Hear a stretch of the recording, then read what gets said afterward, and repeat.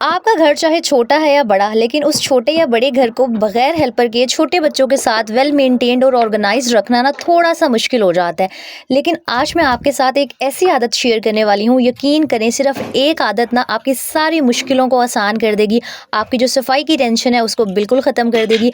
आपको बताऊँगी कि घर के कामों के साथ-साथ आपका जो खाना है वो भी वक़्त पे किस तरह से तैयार हो सकता है। तो बहुत ही इन्फॉर्मेटिव सा व्लॉग होने वाला है, एंड तक ज़रूर देखिएगा। अस्सलामुअलैकुम माय यूट्यूब फैमिली, उम्मीद है जी आप सब ठीक ठाक होंगे। अल्हम्दुलिल्लाह मैं भी बिल्कुल ठीक हूँ। अच्छा, मुझे ना एक बात यकीन करें कभी समझ नहीं आती कि मैं इतनी कोशिश कर रही होती हूँ रात को हर चीज़ को जगह पे रख के सोऊं, समेट के सोऊं, लेकिन मेरी वो सारी बहनें जो मेरी तरह एक छोटे से घर में रहती हैं, जिनके पास एक ही मेन कमरा होता है, वहीं पे सोना होता है, वहीं पे खाना होता है, सब कुछ वहीं पे हो रहा होता है ना, तो सुबह उस कमरे की हालत ऐसी होती है जैसे हमने कभी भी सफाई नहीं की हुई है। और मुझे लगता है कि ये हर घर की कहानी होती है कि जितना मर्ज़ी इंसान सफाई का ख़्याल रख ले, सुबह ऐसे लग रहा होता है कि कभी भी सफाई नहीं की हुई। और हमेशा ना मैं किचन में जाने से पहले कोशिश करती हूँ कि जो रूम में बिखरी हुई चीज़ें हैं, उनको समेट दूँ, क्योंकि मुझे ऐसे लग रहा होता है कि अगर इंसान का एक ही कमरा है और आप जॉइंट फैमिली में रहते हो, अगर सेपरेट भी रहते हो, अगर कोई ना कोई आ जाए ना और चीज़ें बिखरी हुई हों, तो बहुत ही बुरा इंप्रेशन पड़ रहा होता है। एटलीस्ट जब सारी चीज़ें अपनी जगह पे होती हैं ना, आपने चाहे झाड़ू नहीं भी लगाया हो, कोई आ जाए, तो एटलीस्ट कमरा जो है वो ऑर्गेनाइज्ड और प्रेजेंटेबल लग रहा होता है। और वैसे ही मेरी जो सास का पोर्शन है, वहाँ पर कुछ दिनों से मिस्त्री लगे हुए थे, और जब घर में मिस्त्री लगते हैं ना, तो एक ही जगह पे काम हो रहा होता है लेकिन पूरा घर गंदा हो रहा होता है। इसलिए मैंने आज सोचा कि सबसे पहले मैं घर की सफाई के ऊपर थोड़ी सी तवज्जो दे लेती हूँ, क्योंकि बहुत ही ज़्यादा ना रेत रेत वाला घर हुआ हुआ था, बड़ी उलझन हो रही थी। अच्छा, यहाँ ना आपको एक टिप और एक मशवरा मैं ये भी दूँगी कि डेली बेसिस पर ना अपने रूटीन को एक ही जैसा बोरिंग मत रखा करें, क्योंकि हम हाउसवाइफ्स हैं, हमने सिर्फ़ घर ही सँभालना होता है, वही डेली बेसिस पर उठो, नाश्ता बनाओ, सफाई करो, खाने बनाओ। तो कोशिश किया करें कि अपने रूटीन को थोड़ा बहुत शफ़ल कर लिया करें, चेंज कर लिया करें, कभी कोई काम पहले कर लिया करें, कभी कोई काम पहले कर लिया करें। इस तरह रूटीन में थोड़ा-सा चेंज आता है ना, तो वो एक जैसी जो हमारी रूटीन होती है, बोरियत कम होती है, उकताहट कम फ़ील होती है। जब इंसान को पता हो कि हर चीज़ उसी के सर पे है, जो मर्ज़ी हो जाए, काम हमने ही करना है, तो अपने काम को ना खुद थोड़ा-सा खुशगवार बनाने की कोशिश किया करें, ताकि आपको उकताहट भी ना हो और बगैर थकन के ना आपके जो सारे काम हैं वो भी मुकम्मल हो सकें। अच्छा, कोशिश किया करें कि हफ्ते में एक दफ़ा ना बेड के नीचे से झाड़ू लाज़मी लगा लें, और जो है ना मोप लाज़मी लगा दिया करें। अगर आपके घर हेल्पर भी आती है ना, तो उसकी भी यही हैबिट बनाएँ कि भई हफ्ते में एक दफ़ा अपने बेड के नीचे से जो सारा कचरा है ना, क्योंकि इंसान जितनी मर्ज़ी सफाइयाँ कर ले, छोटे बच्चे घर में हो ना, वो कुछ ना कुछ यहाँ-वहाँ फेंकते रहते हैं, फिर वो जो कचरा है वो इकट्ठा होता चला जाता है, बहुत ज़्यादा ना गंद इकट्ठा हो जाता है। अच्छा, जिस एक आदत की मैं आपसे बात कर रही हूँ ना, जिसने मेरी लाइफ़ को आसान किया है, वो ये कि मैंने अपनी इस तरह की रूटीन बनाई हुई है कि डेली बेसिस पर मेरी आदत है कि जब मैं घर की सारी सफाई कर लेती हूँ ना, तो मैं कोई ना कोई एक चीज़ लाज़मी बहुत अच्छे से डीप क्लीन करती हूँ। जैसे आज मेरा टारगेट था कि जो मेरी ड्रेसिंग टेबल है ना, वैसे तो मैं डेली बेसिस पर इसकी बड़े अच्छे से डस्टिंग कर रही होती हूँ, लेकिन हाँ, इस तरह हर चीज़ को ना मैं प्रॉपर्ली साफ़ नहीं करती। मतलब सिर्फ़ ऊपर-ऊपर से साफ़ कर दिया। जैसे आज मैंने ये ऑर्गेनाइज़र साफ़ करना था, और मैंने सोचा था कि जो ड्रेसिंग टेबल है ना, पूरी अच्छे से उसको भी मैं कोकोनट ऑयल से क्लीन कर दूँगी, जिस तरह कुछ दिन पहले मैंने आपको बेड की क्लीनिंग करके दिखाई थी। यकीन करें, सिर्फ़ इस एक आदत से ना आपका घर चाहे छोटा है या बड़ा, हमेशा ना साफ-सुथरा रहेगा, क्योंकि ना इसमें आपको डीप क्लीनिंग की ज़रूरत पड़ती है, आपको थकावट भी कम होती है, और एक ही दिन में ना आपके पास एटलीस्ट आधा 1 घंटा तो एक्स्ट्रा कहीं न कहीं से निकल ही आता है। वैसे यकीन करें, 15-20 मिनट भी इनफ होंगे अगर आपने कोई छोटा-सा काम करना हो। जैसे आज मैंने सिर्फ़ ये टारगेट बनाया हुआ था कि अपनी जो ड्रेसिंग टेबल है उसको बहुत अच्छे से क्लीन करूँगी मैं, और दूसरा जो मेरा फ्रिज है ना, उसको थोड़ा बहुत साफ-सुथरा कर लूँगी। घर के जो दरवाज़े, खिड़कियाँ हैं उनको झाड़ लूँगी, और सिर्फ़ इस एक आदत की वजह से ना यकीन करें, मेरा ये जो छोटा-सा घर है हमेशा साफ-सुथरा नज़र आ रहा होता है। वरना एक कमरे को वेल मेंटेन्ड और ऑर्गेनाइज्ड रखना ना बहुत ही मुश्किल हो जाता है। अच्छा, इस ऑर्गेनाइज़र के बारे में आप लोग बहुत पूछ रहे होते हैं, तो ये मैंने डिस्काउंट स्टोर से खरीदा था, 280 रुपीज़ का, और बहुत ही यूज़फुल है। इसके अंदर आप अपनी बहुत बहुत सारी चीज़ें, मेकअप प्रोडक्ट्स हो गए, स्किन केयर की चीज़ें हो गई, वो सब ना एक ही जगह पे अरेंज करके रख सकते हैं। और कोशिश किया करें कि अपने रूम की जो हर चीज़ है ना, उसकी डेली बेसिस पर डस्टिंग लाज़मी करें। वरना अगर आपका फर्नीचर डार्क कलर का हो या लाइट कलर का हो, उसके ऊपर मिट्टी कहीं न कहीं से पड़ती रहती है, और वो फिर बहुत ही ज़्यादा ना चीज़ आपकी बुरी लग रही होती है, और इस तरह फर्नीचर जल्दी ख़राब भी हो जाता है। उसकी जो शाइन है ना, वक़्त के साथ-साथ डल होना शुरू हो जाती है। अच्छा, मैंने आपको 1-2 दिन पहले भी बताया था कि मैं सिर्फ़ सिंपल कोकोनट ऑयल एक पुराने ब्रश से ना अपना जो फ़र्नीचर है उसको क्लीन करती हूँ, क्योंकि इस तरह का जो चिनियोटी फ़र्नीचर होता है ना उसमें इतने बारीक-बारीक डिज़ाइन बने हुए होते हैं कि आप जितना मर्ज़ी रगड़ लो, ये जो मिट्टी है ना डिज़ाइन्स के अंदर से नहीं निकलती। या तो आप कोशिश करें कि कोई एक ब्रश रख लें पॉलिश वाला, उसकी हेल्प से इन डिज़ाइन्स को क्लीन करें, और अगर आपने इसकी जो शाइन है उसको वापस लेके आना है और बहुत ही ज़्यादा बारीक डिज़ाइनिंग हुई हुई है ना, तो इस तरह कोई भी टूथब्रश ले लें, बिल्कुल जो नरम ब्रिसल्स वाला हो, और सिंपल कोकोनट ऑयल की हेल्प से ना आप उसमें डिप कर के ब्रश को, ये जो सारे डिज़ाइन्स हैं इनको क्लीन कर सकते हैं। मैं 4-5 साल से अपना फर्नीचर इसी तरह से क्लीन करती हूँ, और उसके बाद कोई भी आप नरम कपड़ा लेके ना अच्छे से डस्टिंग कर दें। यकीन करें, आपका इस तरह का जो लकड़ी का फर्नीचर है ना वो चमकना स्टार्ट हो जाएगा। और आप लोग पूछ रहे होते हैं ना आप कि आपका फर्नीचर इतना नया-नया कैसे लग रहा होता है, तो बस एक यही राज़ है। पहले भी बहुत दफ़ा शेयर कर चुकी हूँ, लेकिन क्या करें, डेली बेसिस पर कोई ना कोई न्यू सब्सक्राइबर साथ जुड़ता रहता है। उनकी वजह से मुझे सारी जो बातें हैं ना अक्सर रिपीट करनी पड़ जाती हैं। अब आप चेक करें, मुझे 10-15 मिनट लगे थे और मेरी ड्रेसिंग टेबल यकीन करें चमकने लग गई थी। और बस सिर्फ एक यही आदत है, एक यही सीक्रेट है हर चीज़ को वेल मेंटेन्ड ऑर्गेनाइज्ड रखने का। और हमारे जो दरवाजे और खिड़कियाँ होती हैं ना घर की, अक्सर वो बहुत इग्नोर हो रहे होते हैं। कोशिश किया करें कि हफ्ते में एक आधी दफ़ा ना किसी भी नरम साफ कपड़े से उसको बेशक हल्का सा गीला कर लें। दरवाज़ों को, खिड़कियों को डेली बेसिस पर ना सही हफ्ते में एक बार लाजमी क्लीन कर लिया करें, साफ़ सुथरा कर लिया करें। उनकी जो मिट्टी होती है ना वो झाड़ दिया करें। और वही बात है, इन सारे कामों को करने में कोई आपको बहुत ज़्यादा टाइम नहीं लग रहा होता। बाकी आप ये मेरे सहन के हालात चेक करें। मैंने बताया ना घर में मिस्त्री लगे हुए हैं, और मिस्त्री लगे होते हैं तो हर जगह मट्टी-मट्टी, रेत-रेत हुई होती है। तभी मैंने सोचा कि जो बाहर वाला एरिया ना इसको मैं धो देती हूँ, क्योंकि जितनी मर्ज़ी मैं झाड़ू लगा लेती, जितनी मट्टी थी ना उससे निकलना नहीं था। वैसे तो शुक्र अल्लाह का, जो मेरा ये जो मार्बल का टाइल्स वाला फ़र्श है ना इसका कलर इस तरह का डार्क है कि मट्टी बहुत ज़्यादा नज़र नहीं आ रही होती। लेकिन मुझे आदत है, मैं फ़र्श पे नंगे पाँव चल रही होती हूँ, और फिर अगर थोड़ी-सी भी मट्टी फ़ील हो ना, मुझे बहुत उलझन हो रही होती है। इसलिए आज मैंने खाना पहले नहीं बनाया था। खाना मैंने सोचा था कि मैं बाद में रेडी कर लूँगी, इतनी कोई मुश्किल डिश मैंने नहीं बनानी थी। और वैसे भी मैं सुबह जल्दी उठ जाती हूँ, तो मेरा जो सफाई का सारा काम था ना, वो साढ़े 9-10 बजे तक निपट गया था। यही फ़ायदा होता है सुबह जल्दी उठने का, टाइम मैनेज करने का, और हर चीज़ को ना एक प्रॉपर स्केड्यूल के तहत लेके चलने का। सफाई से फ्री हो गए, थोड़ी देर मैंने रेस्ट किया, उसके बाद मैं किचन में आ गई थी, मैंने आटा गूँदना था। और मैं साथ ना आपको बताती हूँ कि मेरा चैनल डिलीट कैसे हुआ था।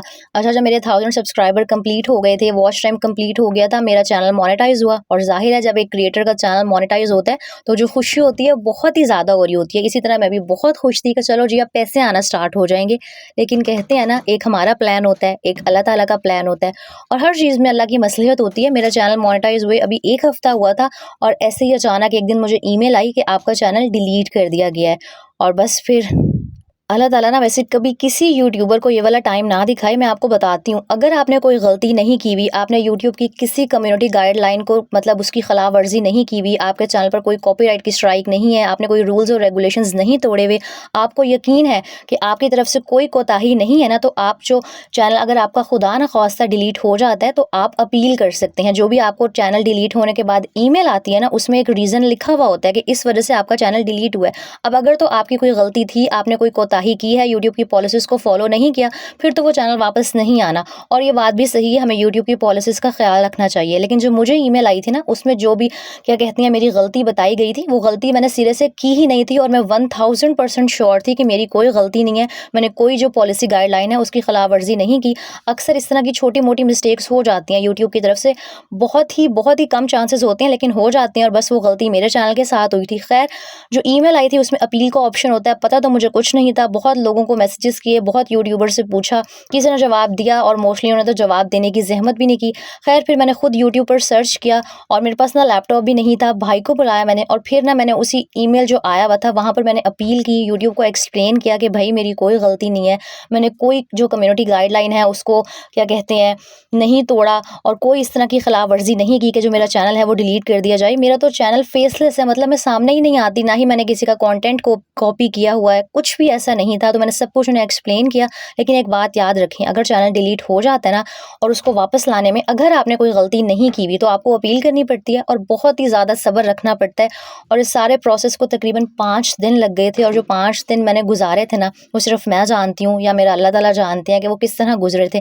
ख़ैर मैंने 5 दिन यूट्यूब की टीम से राब्ते किए, ईमेल के थ्रू उनसे बातचीत की। वही बात है, आपको हर चीज़ ना खुद सर्च करनी पड़ती है, खुद सीखनी पड़ती है, कोई दूसरा आके आपकी हेल्प नहीं करता। और अल्हम्दुलिल्लाह 5 दिन बाद ना मेरा चैनल जो था वापस आ गया था। अगर मेरे इस टाइम वो वाले सब्सक्राइबर्स मौजूद हैं ना, जिनको याद होगा कि मेरा चैनल गायब हो गया था, कुछ हैं मुझे पता है जो अभी तक मुझे देखते हैं उस टाइम से, तो उन्होंने मुझे बेचारों ने बड़ा ढूँढा था। ख़ैर 5 दिन बाद चैनल वापस आ गया था, तो आपको भी मैं यही कहूँगी कि पहले तो ख़्याल रखें कि किसी भी आप जो यूट्यूब की कम्युनिटी गाइडलाइंस हैं उनकी वायलेशन ना करें। लेकिन अगर आपको यकीन है ना कि आपकी तरफ से कोई गलती नहीं है, तो आपका जो डिलीट हुआ हुआ चैनल है वो अपील करके यूट्यूब को एक्सप्लेन करके वापस आ सकता है। तो कल आप लोग बहुत कह रहे थे, आप ही बताएं कि कैसे डिलीट हुआ था, कैसे वापस आया, तो मैंने सोचा आपके साथ ना ये वाली बात भी मैं शेयर कर देती हूँ।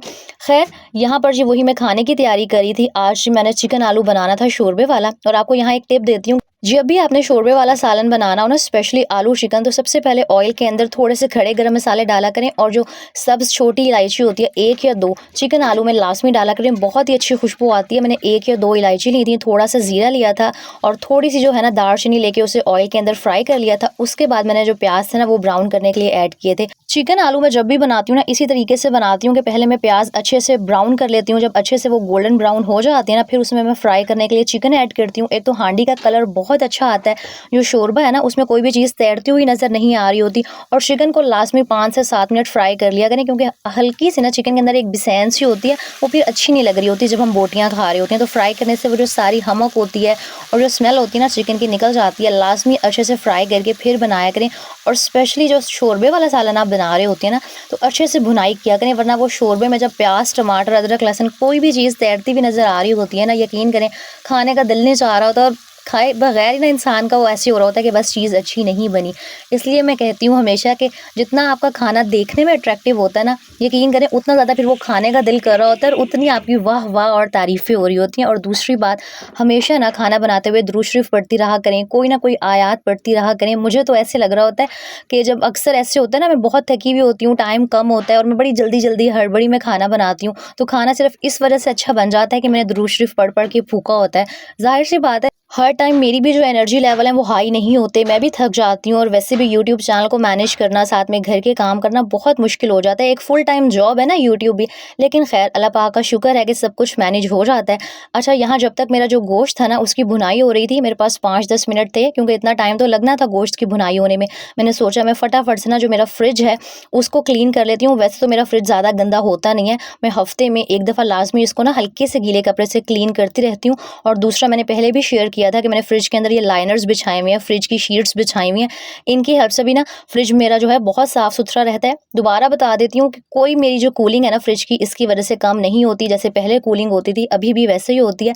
फ़ायदा बस ये हो जाता है कि जो भी छोटी-मोटी चीज़ें गिरती रहती हैं ना, कभी दूध गिर गया, कभी कोई ना कोई चीज़ गिर गई, तो बड़ी आसानी से मैं ये जो शीट्स हैं इनको उठा लेती हूँ और साफ़ कर देती हूँ। और विदिन मिनट्स, यकीन करें 5 मिनट मुझे लगे थे, जो मेरा फ्रिज था ना सारा बिल्कुल साफ़ सुथरा हो गया था। ख़्याल रखा करें कि जो हम अक्सर बची हुई चीज़ें फ्रिज में रख देते हैं, कभी कोई सालन रख दिया, कभी कोई चीज़ रख दी, वो फिर पड़ी रहती है, इस्तेमाल नहीं हो रही होती, फ्रिज गंदा होता चला जाता है और अक्सर स्मेल होना स्टार्ट हो जाती है। तो कोशिश किया करें कि अगर कोई चीज़ रखी है तो उसको फटाफट या जल्दी इस्तेमाल कर लें। और दूसरा, हफ्ते में एक दफ़ा ना सही तो 10 दिन में एक दफ़ा अपने जो फ्रिज है ना उसकी साफ़ सफाई लाजमी किया करें, चीज़ों को ऑर्गेनाइज लाजमी किया करें। यकीन करें मैंने अक्सर देखा है कि लोग 6-6 महीने बाद फ्रिज और फ्रीज़र की सफाइयाँ कर रहे होते हैं, और 1-1 2-2 घंटे फिर उनको लग रहे होते हैं। कभी वो जो बर्फ़ है वो नहीं पिघल रही होती, कभी फ्रिज इतना गंदा हुआ होता है कि बहुत ज़्यादा मेहनत करनी पड़ रही होती है। तो बस आपने खुद अपनी लाइफ को आसान बनाना होता है, खुद ऐसी हैबिट्स को अडॉप्ट करना होता है जो आपकी लाइफ को आसान बनाए। मैं हमेशा कहती हूँ, एक औरत को अपने लिए ना खुद आसानियाँ पैदा करनी होती हैं। कोई आके आपका हाथ पकड़ के आपको नहीं कहेगा कि बहन बैठ जाओ, रेस्ट कर लो, थक गई होगी। ये सारे काम आपने अपने लिए खुद करने होते हैं। इसीलिए कोशिश करें कि अपनी रूटीन को इस तरह का बनाएं कि घर के काम भी मैनेज हो जाएं, खाना भी बन जाए, घर भी आपका साफ सुथरा रहे। जो भी आपके घर को देखे ना, आपके सलीके करीने की तारीफ करे, और साथ ही साथ आप अपने लिए टाइम निकाल सकें। और अपने लिए टाइम तभी निकाला जाता है जब घर के काम टाइमली मैनेज हो जाते हैं। वरना मैंने अक्सर देखा है कि आप लोग कमेंट्स में कह रहे होते हैं, या मैंने खुद भी ऑब्ज़र्व किया है कि सुबह से रात हो जाती है, घर के काम ख़त्म होने का नाम ही नहीं ले रहे होते। तो काम तो तभी ख़त्म होते हैं जब आप उन्हें ख़त्म करने की कोशिश करती हैं। वही बात है कि सुबह जल्दी उठें, रात को जल्दी सोएँ, अपनी डाइट का ख़्याल रखें। और अक्सर आप लोग मुझे कमेंट्स में कह रहे होते हैं, आप ही घर के काम करने के बाद इतनी थकावट हो जाती है कि फिर सेल्फ केयर का दिल ही नहीं चाह रहा होता। तो रीज़न यही है कि आजकल हमारी खुराकें इस तरह की हैं कि बॉडी में वीकनेस है। जैसे अभी मेरी एज 30 भी नहीं है और मुझे वो घुटने के दर्द का इशू हुआ हुआ है। तो बहुत सारी मेरी बहनों के साथ ना इस तरह के प्रॉब्लम्स हैं। सबसे पहले तो किसी डॉक्टर को दिखाएँ, कोई अच्छे से जो मल्टीविटामिन्स हैं वो लाज़मी लेना स्टार्ट करें। अगर आपकी जो एज है वो 30 क्रॉस कर चुकी है, या वैसे तो आजकल 25 के बाद ही ना बहुत सारे मसले मसाइल स्टार्ट हो जाते हैं।